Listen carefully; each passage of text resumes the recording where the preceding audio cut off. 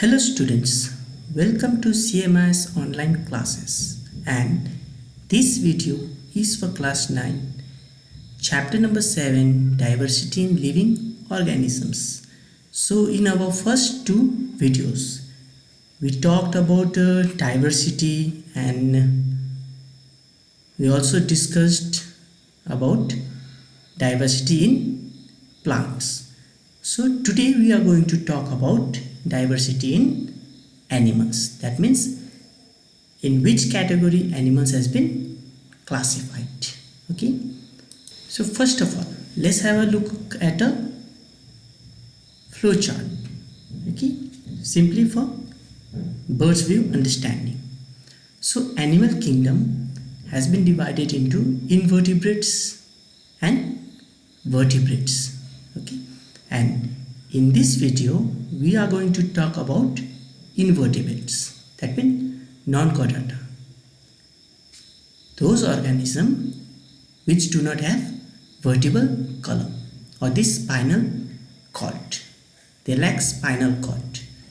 As for example, if you take an example of a human being, we have a backbone or a spinal cord, but invertebrates, they don't have spinal cord. So it has been divided into porifera, cnidaria, then we have platyhelminthes, nematodes, annelida, arthropoda, mollusca, and echinoderm. Okay, echinodermata. Okay, so which organism has been included in this all classes? We will talk about that. Okay, so let's start with porifera. So before starting, porifera or sponges, so animals has been divided into 10 groups, as I talked in my previous slide. So porifera is there, then we have Chlorantheras, platyhelminthes, nematodes, annelida, arthropoda, mollusca, echinodermata, protochordata, and vertebrata. Okay. So let's start with porifera.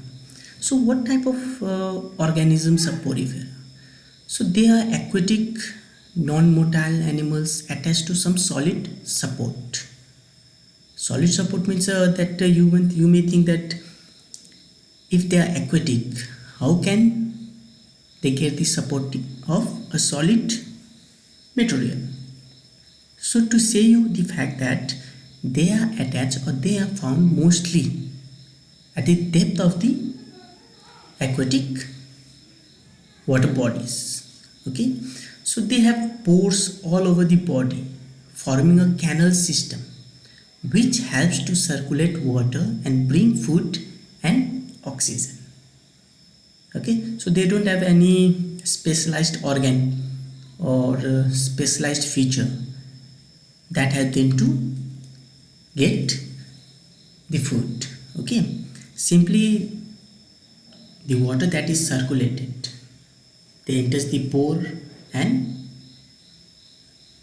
microorganisms that are present in the water body are consumed by the porifera. And oxygen, as we all know, water constitutes oxygen along with hydrogen. Okay, so that oxygen is used by this type of organisms, and they have a hard outer skeleton. That means the outer skeletons are hard. Okay, and they don't have any tissues. They lack tissue system. Example, we have Spongilla, Scion, and Eupiltelia. Okay, that means those terminologies are quite harder, but simply you can say, if you find the term harder, you can give one example, that is Spongilla. Okay, then let's move towards another group, that is Chlorinthera. They also are aquatic animals. Okay, there is a cavity in the body that is called colon, and in that name Chlorinthera name has been given. The body has two layers of cells. Okay, an outer layer and an inner layer. Some live in colonies that are called corals and other are single. Okay, that means we can say coral reef. Okay, found mostly in the uh, beaches of Australia also. Okay, or we can find it in the island of Andaman Nicobar also. Okay, those are Chlorinthera. Example, we have corals, hydra, jellyfish, sea anemone. Okay, so jellyfish are also included in Chlorinthera. Okay, so we have three examples here. Now we will move towards another group, that is Platyhelminthes, or we can say flat worms. It is a worm-like structure, but it is not round, it is flat. It's chapta. Okay, so they have a flat body which is bilaterally symmetrical. That means both right and left half of the body is similar. It's not that left one is different from the right one. They are bilaterally symmetrical. Then they have three layers of cells and are called triploblastic. That means they are triploblastic organisms. They do not have true body cavity, as in the case of Chlorinthera. So they may be free living or parasitic. Free living means they don't attach with any other organisms, and they can be parasitic. As for example, tapeworm, they are parasitic. Okay, and tapeworms are mostly found in humans also, and swines also. Swine means pigs. Okay, so they have the lifestyle or the life cycle in humans and in various other animals, domestic animals you can see. So we have Planaria example, that is free living. We have a liver fluke, and we have tapeworm. And about tapeworm I already discussed. Okay, it can be found in goats also, it can be found in pigs also, and in humans also it is found inside a human body.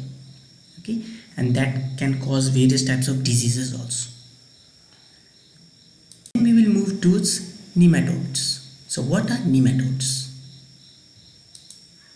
So they have a cylindrical body. That means let's revise. Okay, so Platyhelminthes have a tape-like body, whereas nematodes have cylindrical body, round body. Okay, the body is bilaterally symmetrical and triploblastic. Same as we have seen in Platyhelminthes. They do not have true body cavity. Same again. This point is similar to Platyhelminthes. They have tissues but no real organs. Okay, they don't have any real organs, either organs like heart, liver, or kidneys. Okay, and they are mostly parasitic. Parasitic means they are found inside our body or inside any other organisms.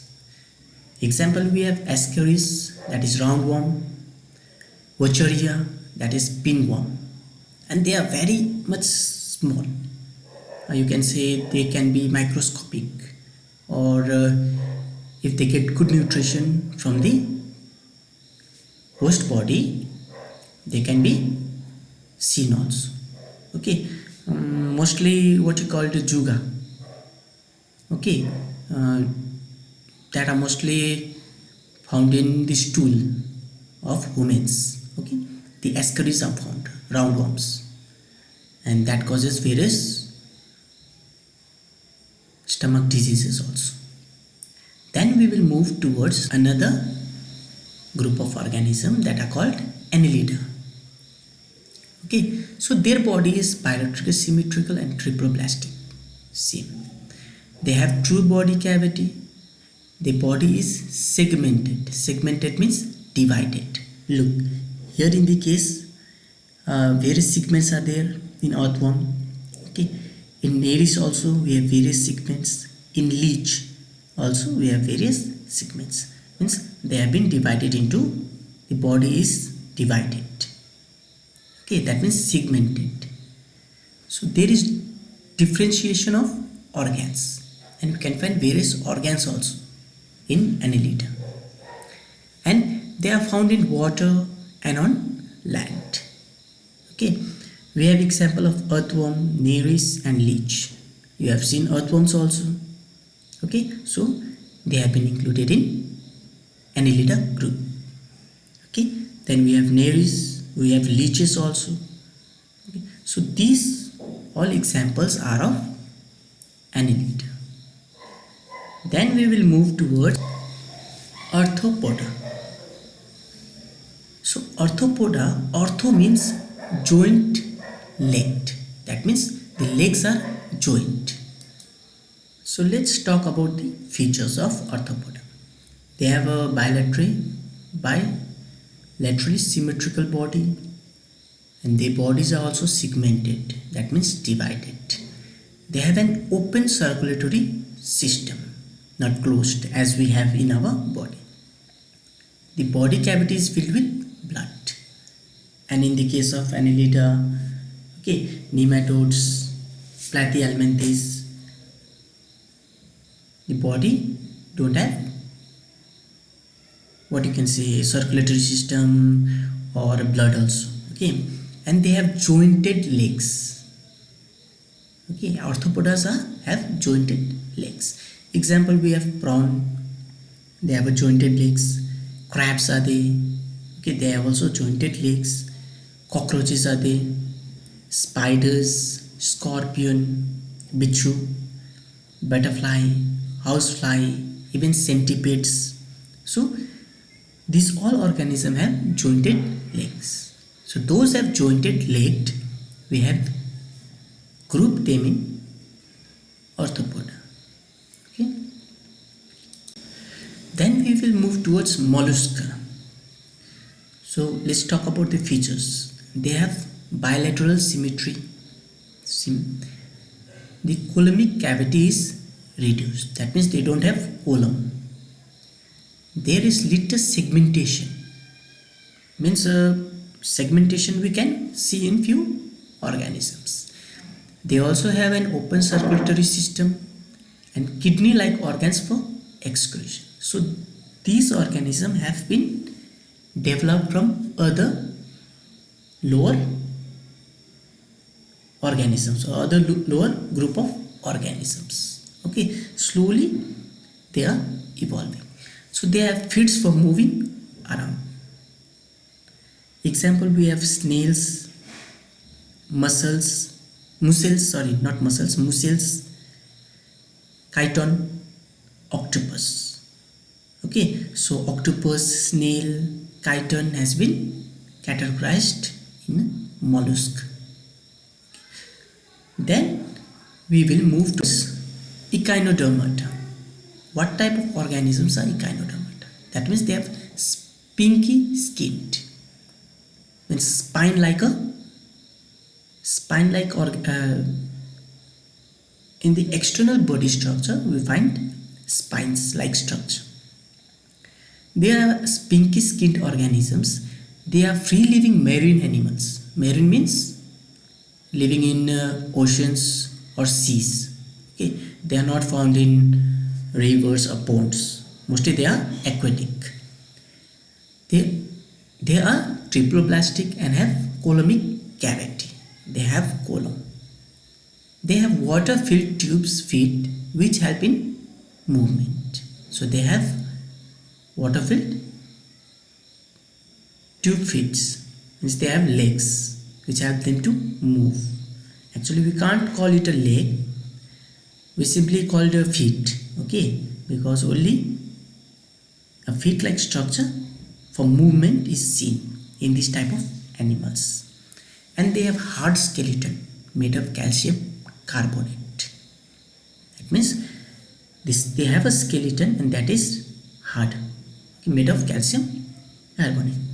Example, we have starfish, mostly found in the beaches, okay. We have sea urchin, we have feather star, we have sea cucumber.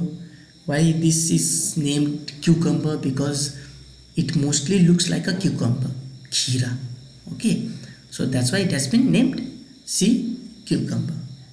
Don't think that it is not an organism. It is an organism, but due to its similarities with cucumber, we have named it sea cucumber.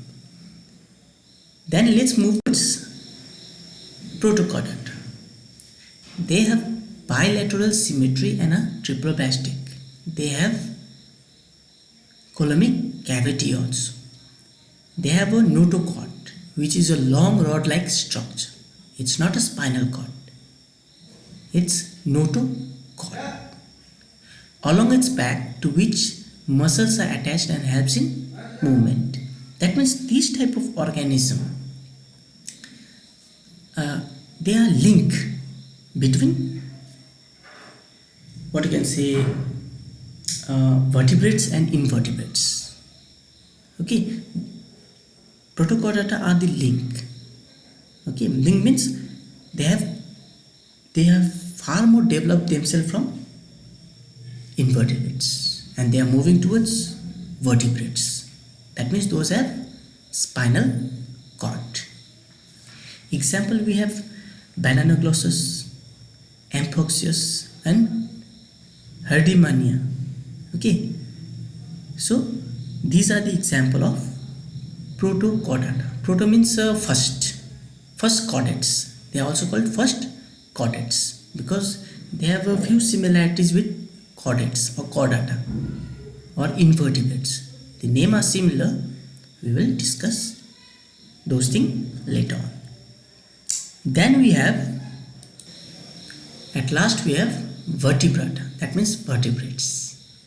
That means we, those who have what you can say spinal cord or vertebral column. So let's talk about its features. So they have vertebral column and internal skeleton.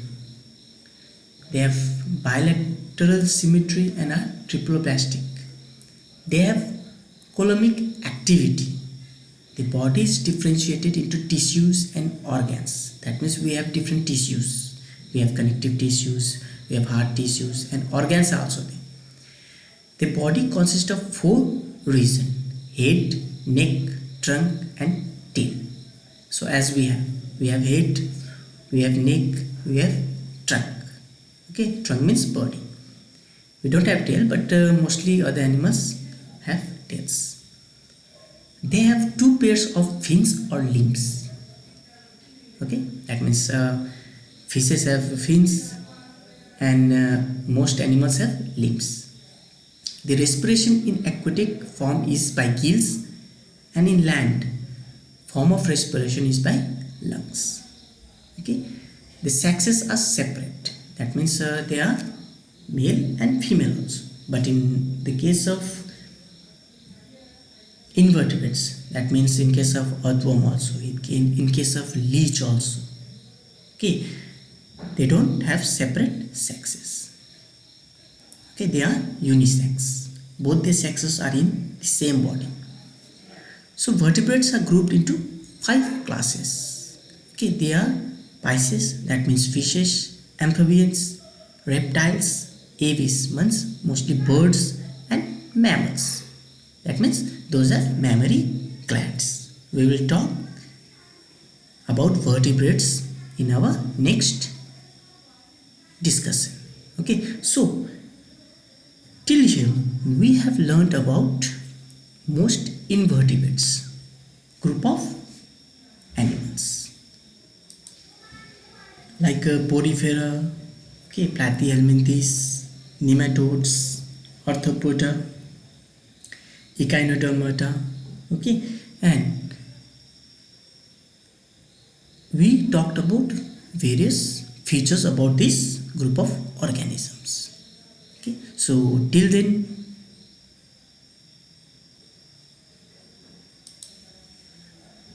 go through the peculiar features, and we will discuss about vertebrates in our next video. Till then, thank you.